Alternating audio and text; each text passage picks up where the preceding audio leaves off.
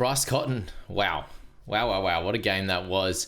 Obviously, a tremendous Supercoach score for him, but to break the record for the NBL is absolutely spectacular. So congrats to him, surpassing James Bateman for, in his record that he held for a lovely 2 weeks. And maybe the only reason he held it was because of the FIBA break. So good to have the NBL back. There was some, tremendous games. And Supercoach-wise for Parker Jackson Cartwright to almost match Cotton on a record night, Supercoach-wise, is really, really good to see. And if you had both, probably ended up with a score close to 500.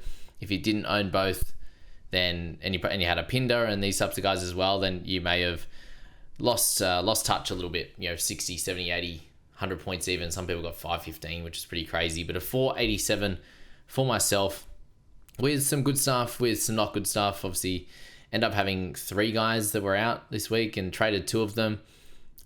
Turns out I was actually going to trade Harrison at the start of the week, and I was like, oh no, I can. It doesn't look like Kareem's going to play, or if he's off the bench, so I'll keep Harrison, get him for his single and his good doubles to come, and turns out it would have been better if I actually held on to Lopez, apart from the loss of some cash, about 16, 17k, but that would have bumped me up closer to the 500 spot, which would have put me in even better season rank. But I moved up 152 spots into 462 overall, which I'm pretty happy with, given how things have gone over the last sort of month or so, to be honest with you. With my team in the Supercoach NBL, I was 100th after round 2, and it's been unfortunately going backwards since then, but a good little bounce back this week. Team value's over 3 mil at 3,022,000, so not too bad overall, and we should be, over the next few weeks, be able to pick up Mr. Montrezl Harrell and Kendrick Davis, which are going to be super important for us here. But let's look at the results just from my side. And in terms of starters, I did pick correctly by 2 points with Henschel over Lockie Aldridge, but was happy with his score regardless, 45 and 43 respectively there. We had Keandre Cook on the single with 21. Angus Glover keeps, the gift that keeps on giving the last 3 rounds or so anyway. He's just really turned it up. Thank goodness for that. After I brought him in after that 31, and he just got terrible minutes, and he's been right up since then, with his lowest over the last month or so being that 35-point score on the weekend with the 23 minutes. So since that point, he went 9, 11, 10, and then he's gone 21, 24, 35, 18, and 35. So awesome work from the glove man. Really happy with that, with his 35, translating to a lovely 18 on the bench, which was good. Matty Hurt with a 22, so not as good as the previous week there for him with that 40-odd, and he will be out of my side this week, along with Mr. Sammy Froling, who thankfully got a 29 in that second game. Started him. Captain Parker Jackson Cartwright for his 86. He only got beat by Cotton by 14 on the round, which is completely fine. If you captained either one, 14 extra points isn't going to break the bank. It's not going to smash us, but it definitely helps. But Doolittle was 58 and 45 with the Henschel, and hopefully this week, most of you guys can get a full lot of doubles that you're pretty confident in. Guys that can hit you a 25 in each game and be a 50-plus type scorer without having to rely on a Henschel to come out with a couple of good games there and not have lots of turnovers like he did. But I just think it was a really solid week for us, and had the 2 best scorers for the week outside of Cam Oliver, who was very lowly owned. So if you did have Cam, congrats on that 91. But 86 and 80 and 100 for Cotton and Parker Jackson Cartwright was well enough to make some good ranks, which was lovely as well. And just checking in on our league, so I moved up 1 spot into 8th in the Pod Masters League. Congrats to Mark in the top 100 in there now again, back in at 64th overall. You had Troy at 140, Matt at 169 to round out the top 200. The other Matt from Insight at 215, Cam at 248, Kane, who runs the show, at 303. You had Banksy from the Basketball Blokes at 435, then myself rounding out that top 500. So 8 in the top 500, not too bad. I'm sure there's a lot of guys in here that would like to do better, but you can see down below in some of the lower ranking spots, there's some really good scores in there as well, but there's a few guys that didn't pick PJC or Cotton, or just missed out on those types of scores and picked up low 400s or high 300s, sadly, on that front there.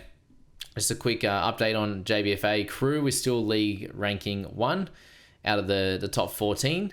JBFA Crew 2 in at 3rd, and number 3 in at 11th. So come on, number 3. sorted out. But heading into this week, there are a few things to think of. A few guys you want to be potentially looking at as well. And as I said, if you've got a Froling, if you've got a Hurt, these types of guys I think can be moved on. The hardest spot here is going to be the guards, because this week people are looking at Kendrick Davis coming in. But if you have PJC, if you have Cotton, if you have Condre Cook, even Glover, with an okay break even now of 12, I believe, 14 for Glove. He's the one that you can move on from. The other three, I just don't think you can move on from them. Condre Cook had a cracking week last week, and he's got a terrific stretch. So I think you have to wait until next week when Cotton's done his doubles to be able to move him on to Kendrick Davis. I just don't think you can do it another way unless you move Glover to Kendrick this week. I just don't see it a way of it happening. So that's my thoughts on the guard position. The other option this week for some of you guys might be to get a cheaper guy in that guard slot that is occupied by a Glover or, the old days was Hickey. These types of guys there for sure. But the guys that came in with a really, really nice score this week that have doubles, later on, but are going to make some cash. And that's Owen Foxwell for one. He had a cracking 47, his best score of the year, best score of his career. And him at 145k, you see him owned by and picked up by a few teams in this week obviously already, but some people just had him when he scored fairly well, I think round 1, so people brought him in there and have held on. But a 145k price tag and neg almost 20 break even, he's the cheap guy that you might want to look at this week for sure. And then you had Carlin Davis in there, picked up 17k, coming off 16 and 17 in his 2 games.